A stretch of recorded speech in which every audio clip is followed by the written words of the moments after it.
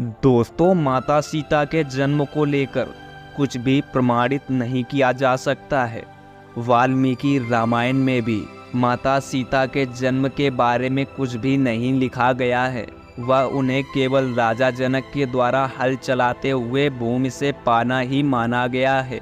अब माता सीता उस स्थान पर कैसे पहुंची, भूमि के अंदर कितने दिनों तक रहीं, वहां वे जीवित कैसे रही, इत्यादि प्रश्नों के उत्तर दे पाना कठिन है।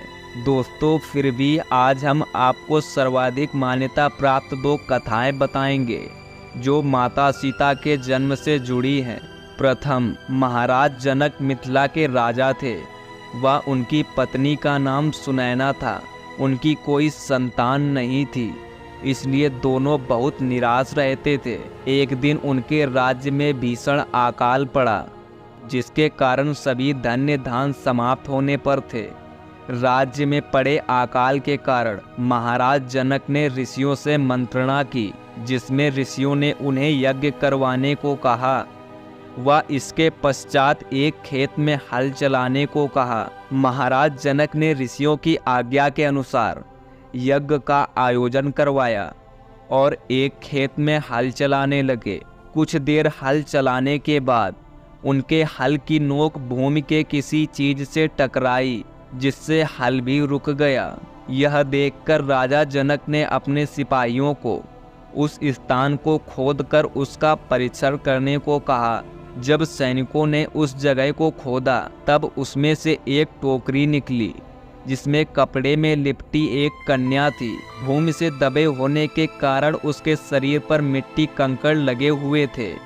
राजा जनक ने जब उस कन्या को देखा तो उनका वात्सल्य उमड़ पड़ा। चूँकि उन्हें कोई संतान नहीं थी, इसलिए उन्होंने इसे ईश्वर का उपहार समझा। उन्होंने उस कन्या को अपनी पुत्री के रूप में स्वीकार कर लिया। चूँकि हल के नीचे वाले स्थान को सित कहा जाता है, इसलिए महाराज जनक ने उस कन्या का नाम सीता रखा। इसके बाद सीता कई अन्य नामों से भी जानी गईं, जैसे कि भूमिपुत्री, जानकी, मैथिली, वैदेही इत्यादि नामों से जानी गई। एक अन्य प्रचलित कथा के अनुसार माता सीता का जन्म रावण व मंदोदरी के पुत्री के रूप में भी होना माना जाता है। इसके अनुसार एक समय में वेदवती नाम की एक स्त्री थी, जो भगवान विष्णु से विवाह करना चाहती थी। वह एक देव कन्या थी, जो अपने रूप व गुणों के कारण प्रख्यात थी। उसकी सुंदरता देखकर रावण भी उस पर मुग्ध हो गया। वह उसे पाने के लिए उसके पास गया। जब वेदवती नदी के किनारे भगवान विष्णु की आराधना में लीन थी, तो रावण भी वहां आ पहुंचा। वह उसके साथ जबरदस्ती करने लगा। यह देखकर वेदवती ने रावण को श्राप दिया कि अगले जन्म में वह उसकी मृत्यु का कारण बनेगी।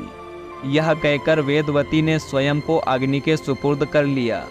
कुछ समय पश्चात रावण व मंदोदरी के घर एक पुत्री ने जन्म लिया। रावण के दरबार के ऋषियों ने उसे बताया कि यह कन्या उसके जीवन में विनाश ला सकती है। इस बात से डरकर रावण ने उस कन्या को मार देने का आदेश दे दिया।